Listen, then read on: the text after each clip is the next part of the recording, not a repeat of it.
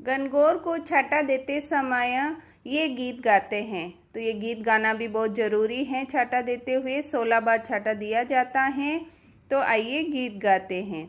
गौर पूजे गोमती, ईश्वर पूजे पार्वती, पार्वती का आला लीला, गौर के सोना का टीला, टीला दे टपका दे रानी, बरत करी गोरा दे रानी, करता करता आस गयो मास गयो, खेरे खांडी लाडू लायो, लाडू ले वीरा ने दीदो, वीरो मने साड़ी दीदी, साड़ी में सिंगोड़ा, वाड़ी में विजोरा, सात कचोरा, सण मण सोरा, राणिया पूजी राजा ने, मैं पूजा मक स्वाग ने, स्वाग बा कीड़ी, कीड़ी थारी जात है, जात पड़ी गुजरात है, गुजरात्यारो पानी आयो, दे दे खुटिया ताणी आयो, आकड़ा की डाली, गुलाब को फूल, 1 2 3 4 5 6 7 8 9 10 11 12 13 14 15 16 ईश्वर बाबूजी भोला।